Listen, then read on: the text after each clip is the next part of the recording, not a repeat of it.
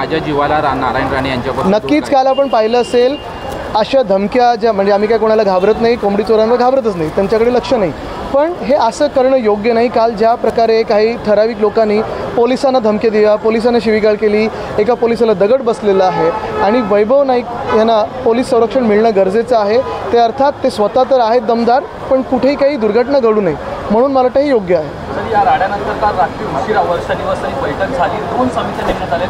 एक या सगळ्या पुतळ्याची कारण विमा दुसरी नवीन पुतळा कसा उभारता येईल, किती मोठा असावा यासाठी अभ्यास करणार काय नक्की? मला वाटतं एक महत्त्वाचं आपल्याला दिसत असेल की हे सगळीकडे आता घडायला लागलेलं आहे. सगळीकडे घोटाळे भाजपचे बाहेर यायला लागलेत. आज आपण पाहिलं असेल एका पेपरमध्ये बातमी आली की जे हेलिपॅड बनवले गेले प्रधानमंत्री मोदींसाठी आणि त्यांच्या SPGसाठी, त्याच्यात पण ह्या खोके सरकारनी पैसे काढण्याचा प्रयत्न केलेला आहे. पुतळ्यातून आपण पाहिलं असेल 6 फुटाची परवानगी, 35 फुटाचा पुतळा. मग बनवला का होता? तुम्ही एवढे घाईगडबडीत कशाला बनवला? तुम्ही नीट वेळ घेऊन मोजमाप नीट करून त्याचं नीट केलं असतं तर काही चुकलं असतं का? काही वाईट झालं असतं का? मला वाटतं आपण पाहताय स्टॅच्यू ऑफ लिबर्टी 138 वर्ष अजूनही पुतळा टिकलेला आहे. छत्रपती शिवरायांचा पुतळा अजूनही तसा आहे. मग हाच पुतळा छत्रपती शिवरायांचा ह्या खोके सरकारने बनवलेला, मोदी साहेबांनी जे अनावरण केलं ते काम कोणाला दिलं? तो माणूस कुठे आहे? फरार का झाला आहे? पळून जायला मदत केली का भाजपने? ह्याच्यावर पण एक समिती बसवा. आणि हे सगळं होत असताना बदलापूरमध्ये काय झालं ह्याच्या समितीचा पण रिपोर्ट लोकांसमोर आला पाहिजे की ती FIR का नाही घेतली. आपला विभागाचे सचिव देखील आहेत, ते देखील म्हणतात आमच्याकडून कोणाचं सांस्कृतिक विभाग, ते म्हणतात की 6 फुटाचीच परवानगी दिली होती, 35 फुटाचा कसा केला नाही. पण ह्याच्यात मग PMO पासून सगळ्या अधिकाऱ्यांना विचारलं पाहिजे, कारण जेव्हा PM कुठच्याही ठिकाणी जातात तर त्याची सखोल चौकशी पहिली केली जाते, त्याचा अभ्यास केला जातो की कशाचं उद्घाटन करताय, कशाचं भूमिपूजन करताय, आणि मगच हे केलं जातं. मला वाटतं हा भाजपाने प्रधानमंत्री महोदयांचा केलेला अपमान आहे की त्यांच्या हातून अशा पुतळ्याचं उद्घाटन करणं ज्याला सांस्कृतिक विभागाकडून परवानगी नव्हती, किंवा मग रस्त्याचा घोटाळा जो भाजपाने आणि मिंदेंनी इथे मुंबईत केला तो पण प्रधानमंत्री मोदींचा अपमान आहे. राज्याचे मुख्य सचिव सुजाता सौनिक यांचा कार्यकाळ पूर्ण होण्याआधीच कुठेतरी त्यांची बदली करून इक्बाल आपण यांच्या नावाची चर्चा आहे की त्यांना त्या पदावर. आपण काल पाहिलं असेल, ही बातमी आज पण आलेली आहे, काल पण आलेली आहे. कालच राष्ट्रपती महोदयांनी सांगितलेलं आहे की महिलांना कमी इंटेलिजन्सचं किंवा कमी केपेबिलिटीचं समजू नका, कारण ह्या देशात थोडा गैरसमज काही लोक असे करत आहेत. आणि हेच जे काल राष्ट्रपती महोदयांनी सांगितलं इकडचं मिंदे सरकार करत आहे. सुजाता सौनिकजी ह्या चीफ सेक्रेटरी झालेल्या आहेत, त्या कोणाच्याही उपकारामुळे झालेल्या नाही आहेत, स्वतःच्या मेहनतीमुळे आणि कामामुळे इथपर्यंत पोचलेल्या आहेत. त्यांचं टेन्युअर संपायच्या आधीच, त्यांचं कार्यकाळ संपायच्या आधीच त्यांना पूर्णपणे प्रेशर आणलं जातं आहे की राजीनामा द्या, तुम्हाला निवडणूक आयोगाचा अध्यक्ष बनवतो, राजीनामा द्या, तुम्हाला अमुक देतो, सगळं काही धमकवलं जातं आहे. पूर्ण प्रेशर आहे, त्यांना VRS घेण्याचं प्रेशर आहे.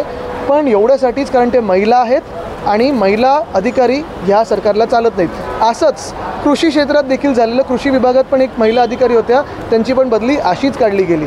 हा महिलांचा अपमान आहे. राज्याच्या पहिल्या राज्याच्या आहे ते काल PI आहे त्यांच्या अंगावर जोरजोरात ओढत होते. आज संजय गायकवाड यांची गाडी पोलीस आहेत ते धुत आहेत, त्याचा व्हिडिओ व्हायरल झाला. कुठेतरी पोलिसांची हतबल झालेली आहे. पोलिसांवर आपण पाहताय हमला कुठेतरी होतो. तसं पाहायला गेलं तर परवाच APIवर हमला झाला पुण्यामध्ये, ते कोयता गँगकडून.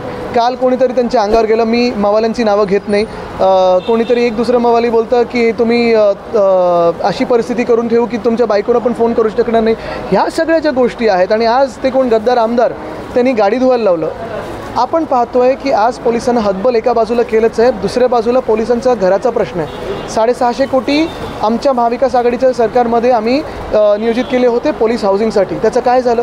दुसऱ्या बाजूला आपण पाहतोय जो दंडशुल्क लावलेला आहे, जसं वरळीमध्ये असेल तो 150 रुपये पर स्क्वेअर फूट लावलेला आहे. तिसऱ्या बाजूला पोलीस भरती 17,500 पदांची, 18 लाख तरुणी जे आले मुंबईमध्ये त्यांना कुठे झोपायला लावलं? मरीन ड्राईव्हवर आणि गिरगाव किंवा ते गिरगाव चौपाटीवर, जोगेश्वरी पुलाच्या खालती.